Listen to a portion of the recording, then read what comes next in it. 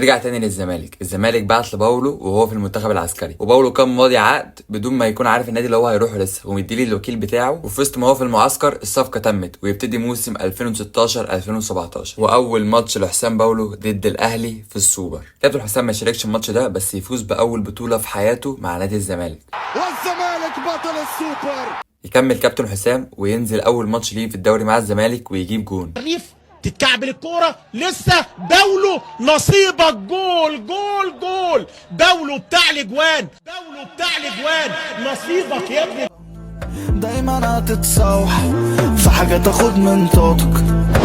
للاسف المدير الفني اتغير وجاي الفاشل ايناسيو، واول ماتش ليه قعد هداف الدوري اللي سهمه طالع بره السكور وبدون سبب واضح، وفضل مكمل بره السكور ولا مؤاخذه كده سهمه نزل. عامه فكره ان باولو يقعد دكه دي ما كانتش من المدرب، والحوار كله كان ماشي من تحت الترابيزه عشان لعيبه ثانيه. المهم زي ما متعودين باولو مش بيستسلم، وحس ان هو ملوش دور في نادي الزمالك تاني، فخرج راح اعاره لنادي الاتحاد 6 شهور، جاب فيهم جون واحد بس. بعد كده راح المقاولين 6 شهور وجاب فيهم جونين. بعد كده رجع على بيته الداخليه ومستواه رجع تاني وجاب 12 جون. وبعدها راح على طلائع الجيش، وبعد قصه قويه في الممتاز نزل تاني الممتاز ب وهو عنده 37 سنه مع فريق الترسانه. بعدها راح نادي بايونيرز وخد هداف المجموعه بحري في سن ال 37 سنه. بعدها قعد يتنقل في الانديه ويتشبح، وحاليا هو بدون نادي. طبعا هتفتكر ان خلاص كابتن حسام هيبطل كوره، ولكن باولو لسه عنده حلمين، وحد الشخصيه باولو ما بيقفش غير لما يوصل اللي هو عايزه. نزلت ممتاز به، انا هتعب عشان اطلع فوق تاني اصلا اه